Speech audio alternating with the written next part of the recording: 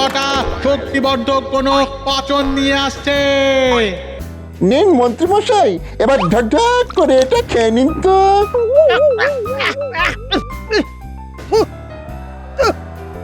এই এই এটা কি, এটা কি? এটা কুলেখাড়ার রস, খেলে রক্ত আর শরীরে পুষ্টি।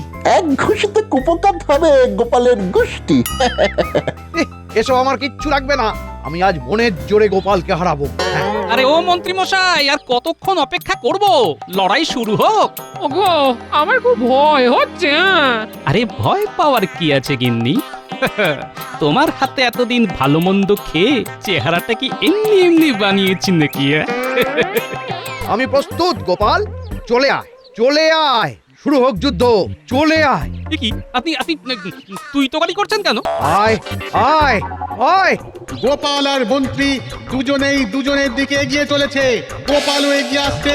এই মল্লযুদ্ধ যে জিতবে তাকে মহারাজ একদিনের জন্য কৃষ্ণনগরের রাজা করবেন। মন্ত্রী কেমন হাব দেখাচ্ছে, বাবারে বাবা। ওরে বাবারে! গোপাল এগিয়ে এসে সজোরে মন্ত্রীর পেটে ঘুষি চালায়। মন্ত্রী কুপকাত মাটিতে লুটিয়ে পড়েছে। বিজেতা গোপাল, হাততালি। খুব জোরে লেগেছে, খুব জোরে লেগেছে। একটু জল, একটু জল। ও এই তো মন্ত্রী মশাই, এই নিন। হাতি ঘোড়া গেল তল, মশা বলে কত জল। সাব্বাস গোপাল, সাব্বাস। আগামীকাল রাজসভায় তোমাকে পুরস্কার দেওয়া হবে, আর সেই সাথে বিশেষ সম্মান। ধন্যবাদ মহারাজ, ধন্যবাদ। তাহলে কাল দেখা হচ্ছে।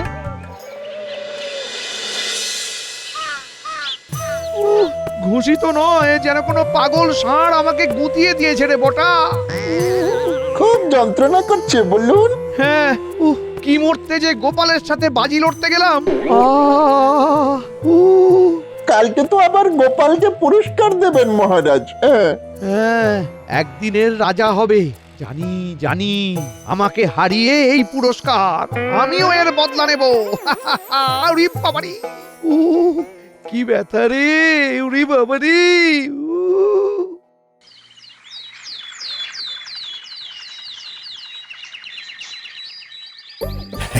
গতকাল গোপাল মন্ত্রীকে অসাধারণভাবে মল্লযুদ্ধে হারানোর জন্য আমি গোপালের হাতে তুলে দিচ্ছি 50 মোহর উপহার। এসো এসো গোপাল, এসো।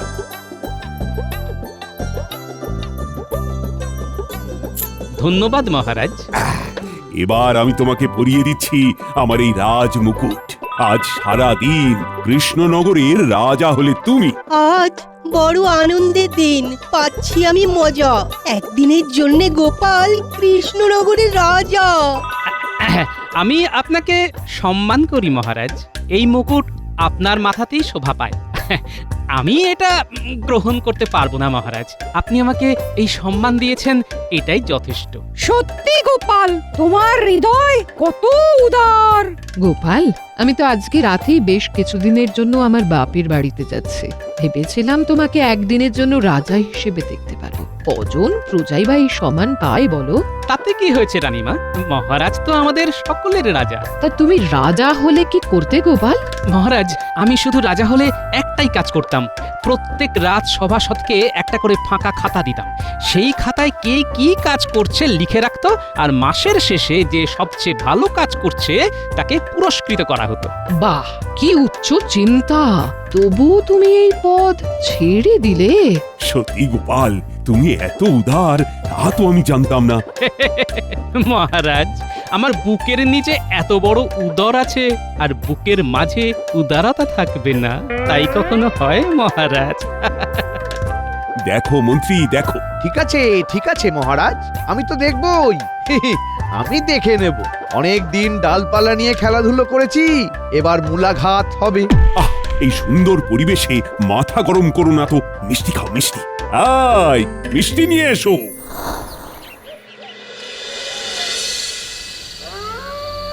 তাহলে বুঝতে পারলি তো তোদের কি করতে হবে? হ্যাঁ মন্ত্রীমশাই, আর কোনো চিন্তাই নেই। আপনি যেমন যেমন বলেছেন কাজ ঠিক তেমন তেমনই হয়ে যাবে। হ্যাঁ, জানতাম বেটাদের তো কাজে কোনো রকম মন নেই। রাত হলেই ঘুমে কাদা। এবার শুধু বল্লমটা হাত সাফাই করতে হবে।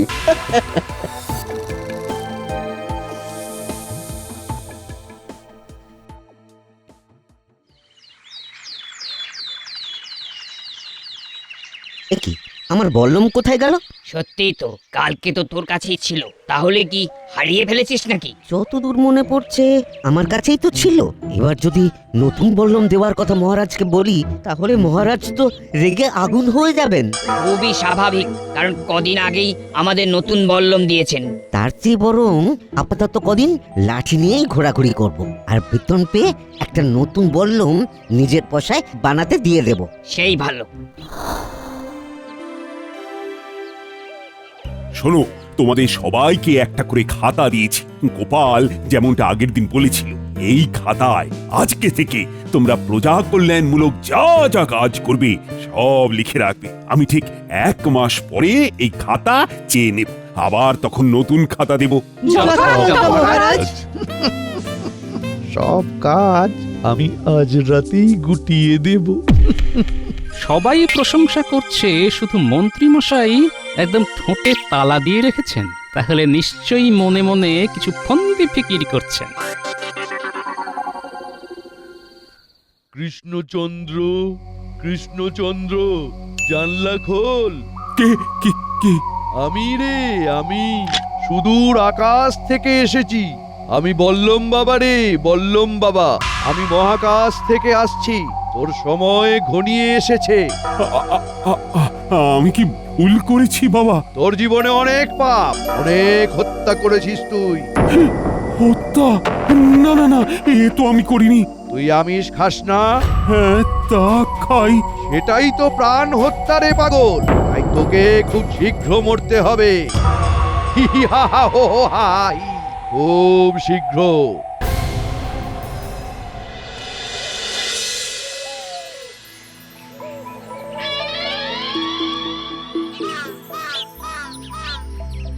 এ কি মহারাজ, আপনি মন মরা হয়ে বসে আছেন কেন? আপনার কি শরীর খারাপ নাকি মহারাজ? আমার মনে হয় রানীমা চলে যাওয়ার দুঃখে। না না, আমার কাছে কালকে বল্লম বাবা এসেছিলেন। হাতে বল্লম, মুখে দাড়ি, মাথায় জটা। তিনি এসে বললেন, আমি আর বাঁচবো না, আমার মৃত্যু ঘনিয়ে এসেছে। মহারাজ, এসব আপনার মনের ভুল, অথবা আপনি স্বপ্ন দেখেছেন। না না, স্বপ্ন নয়, আমি নিজে জানালা খুলেছি। তোমার মাঝে সাক্ষাৎ মহাকাশ থেকে আগত হলেন বল্লম বাবা। ও, এবার আমার কি হবে? আমি তো মরে যাব।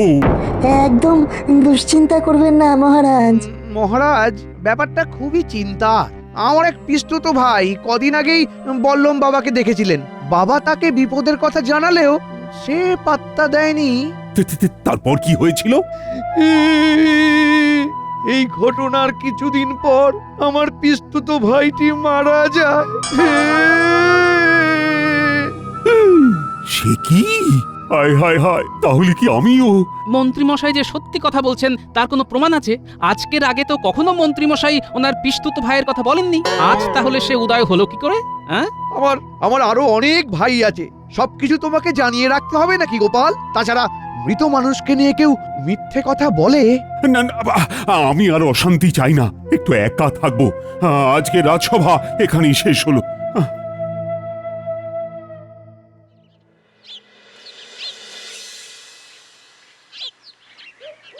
বুঝলি পুটি, তারপরে সেই দানব তেড়ে এলো। গোপাল, মহারাজ তোমাকে ডেকে পাঠিয়েছেন। এ কি, এই অসময়ে মহারাজ কেন ডাকছেন? তাহলে কি ওনার চিন্তাটা আরো গ্রাস করলো? ঠিক আছে, চলো। এই আমি এলাম রে, তোদের আবার পরে গল্প শোনাবো। আচ্ছা দাদু। আচ্ছা, তোমার হাতে লাঠি কেন? তোমার বল্লমটা কোথায় গেল? এই সেরেছে। ওটা আজকে ওই দুপুরে খেতে গিয়ে বাড়িতে রেখে চলে এসেছি। আচ্ছা আচ্ছা।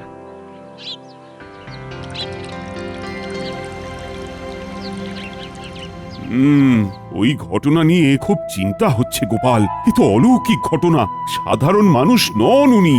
মহারাজ আপনি একদম চিন্তা করবেন না, আমি ব্যাপারটা দেখছি। আহ, চিন্তা না করে কোথায় যাই বলো তো? রাত বিরেতে মহাকাশ থেকে এলেন তিনি। আমি অনেক পাপী গোপাল। না না না না, আমার মৃত্যু অনিবার্য।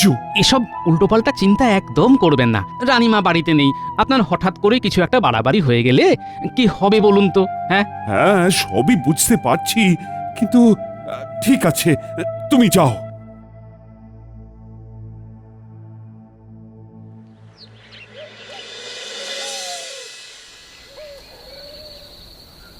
কৃষ্ণচন্দ্র, কৃষ্ণচন্দ্র, ওঠ ওঠ।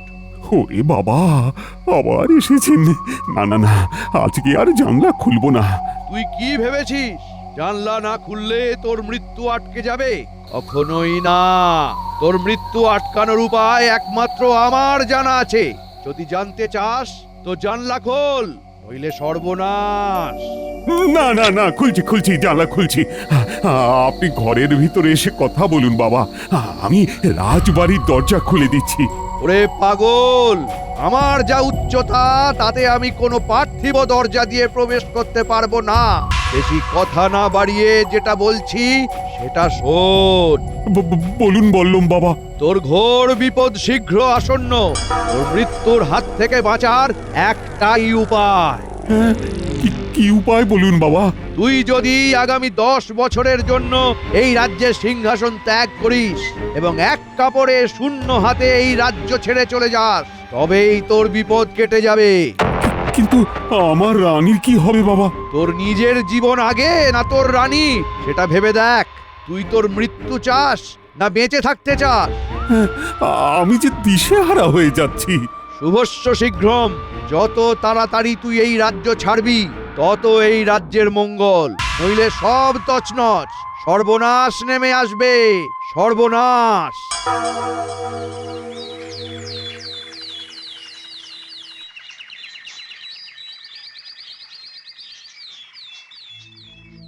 এ কি মহারাজ, আপনার একই অবস্থা? চোখের নিচে কালি, গায়ে রাজবস্ত্র নেই, আলুথালু অবস্থা। না না, আর ভালো লাগছে না। রাজবস্ত্র নেই শরীরে, কালি পড়েছে চোখে। এভাবে মহারাজ থাকলে পরে কি বলবে লোকে? শোনো, রাজবস্ত্র তো দূর, এই সিংহাসনেই আমি আর বসবো না। নিজের রাজত্ব, নিজের রাজ্য ছেড়ে অনেক দূর চলে যাব। আমি সন্ন্যাস নেব, নিরামিষ খাবো। এসব আপনার মাথায় কে ঢোকালো বলুন তো? কেন? ওই বললুম বাবা। বললাম না ছাই।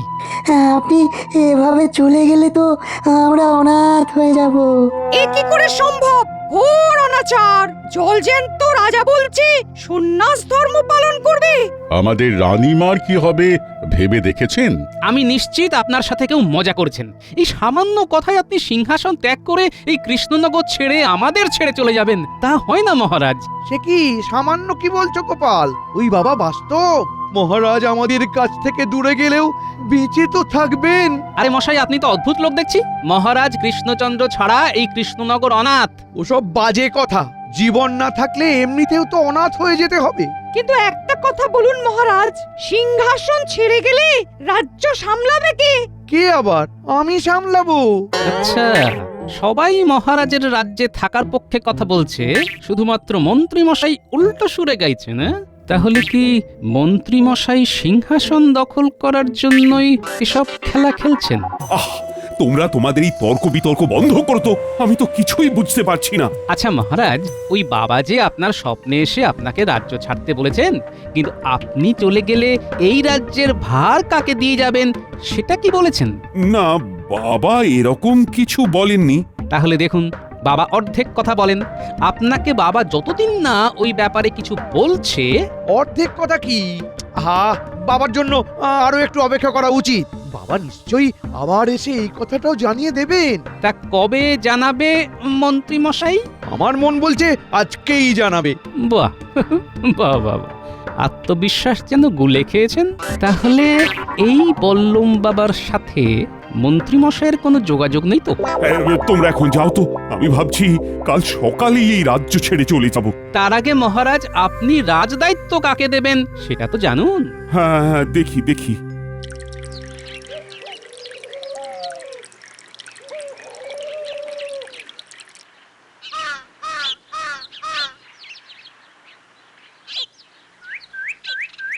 আরে আরে আমাকে দেখেই কি লোকাচ্ছ? কি আছে পেছনে? কিছু না গোপাল দাদা, ওই লাঠিটা। আচ্ছা একটা কথা বলো তো, তোমাকে তো সেদিন দেখলাম হাতে লাঠি, আজকেও হাতে লাঠি, ব্যাপারটা কি? বললাম কোথায়? বললাম চুরি হয়ে গেছে গোপাল দাদা, মহারাজ শুনলে খুব রেগে যাবেন। সে কি, এই সামান্য ব্যাপার বলনি মহারাজকে? আর এদিকে মহারাজ বললম বাবার কি বললাম বাবা? না না কিছু না, মহারাজ না থাকলে এমনিতেও তোমার চাকরি যাবে। এ কি, আমাদের চাকরি যাবে কেন? যদি চাকরি বাঁচাতে চাও তাহলে আজকে সন্ধেবেলা আমার সাথে মন্ত্রী মশাইয়ের বাড়িতে যাবে, আর এই কথাটি কাউকে বলবে না, কেমন? আচ্ছা গোপাল দাদা।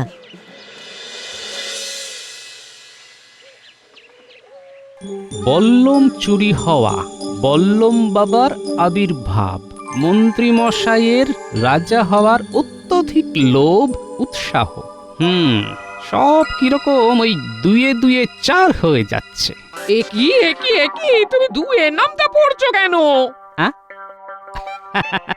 না না গিন্নি, নামটা নয়, এ হলো ষড়যন্ত্রের সমাধান সূত্র।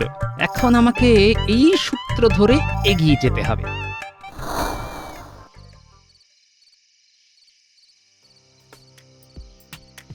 মন্ত্রীমশাই বাড়ি আছেন তো? এ কি গোপাল, তুমি তুমি আমার বাড়িতে কি করতে এসেছো? আপনি তো আমাদের রাজ্যের মন্ত্রী, কোনো সমস্যা হলে হয় মহারাজকে জানাবো, নইলে আপনাকে জানাবো, কি তাই না? তা কি তোমার সমস্যা সেটা শুনি। একটু দেরি হয়ে গেল। এ কি, আরে তুমি এখানে কি করছো? ওর তো সমস্যা একটাই, ওর বল্লম চুরি হয়ে গেছে। বল্লমের ব্যাপারে আমি কি জানি? না মহারাজ এখন মানসিকভাবে বিপর্যস্ত, তাই আপনি একটু বল্লম খোঁজার যদি ব্যবস্থা করেন। না না না না না, আমার হাতে অত সময় নেই, আমার অনেক কাজ আছে। মন্ত্রীমশাই আজ রাতেই শেষ, এবার আমাদের বকশিস। কি ব্যাপার, কিসের বকশিস? তোমার এত জেনে লাভ নেই গোপাল। না না না না না না না, জানতে তো হবেই। তুমি বেরোবে না গায়ে জল ঢেলে বের করে দেবো? এই চলো চলো চলো।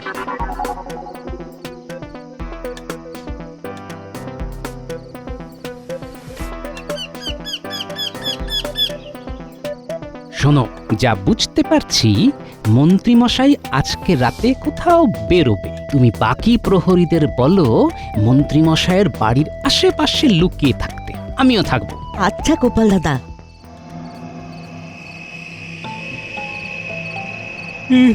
অনেক রাত হলো, এখনো তো কোনো সাড়া শব্দ নেই। আমার অনুমান অনুযায়ী কাজ তো আজকে রাতেই হতে হবে। একই গোপাল, বাঁশ হাঁটছে। তাই তো দেখছি। মন্ত্রীমশাই আপনি তাহলে আপনার কাজে এগিয়ে যান, আমরা এখানেই আছি। আরে মন্ত্রী মশাই, এই তোমরা তোমরা বাঁশ পায়ের মন্ত্রীকে ফলো করো, আমি বটা ঘরটাকে বুঝে নিচ্ছি।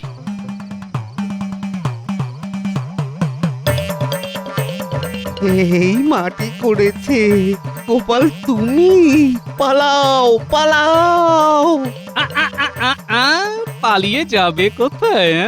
চারদিক থেকে সৈন্য ঘিরে ফেলেছে।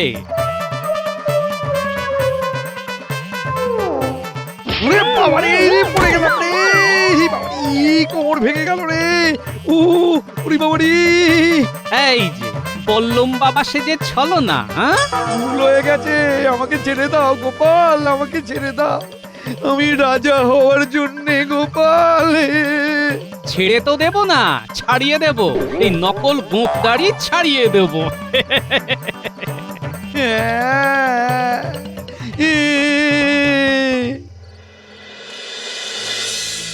আজই কি আমার শেষ রাত? হে বললুম বাবা, তুমি কি আসবে না? জানলা খোল। বাবা এসেছেন। কি বাবা, আপনার গলার চেহারা দুটোই যে ভারী হয়ে গেছে। মহাকাশে একটা উপগ্রহ খুব বিরক্ত করছিল, তাই তাকে খেয়ে নিলাম। তারপর থেকেই চেহারা আর গলার স্বর দুটোই বদলে গেছে। যাই হোক, তোকে একটা কথা বলতে এলাম। বলুন বাবা, আমি আপনার অপেক্ষায় ছিলাম। শোন, তোর উপর যা কুপ্রভাব ছিল সব কেটে গেছে, তাই তোকে এই রাজ্য ছাড়তে হবে না। যেরকম রাজা ছিলি তাই থাকবি। শুধু শুধু কি বাবা? শুধু একজন লোক আছে যার জন্যে তোর রাজ্যে ক্ষতি আসতে পারে, তাকে 1 বছর কারাগারে বন্দি করে নিরামিষ খেতে দিতে হবে, তাহলেই রাজ্যে খুশির জোয়ার নেমে আসবে। কে সেই ব্যক্তি বাবা? তোর মন্ত্রী।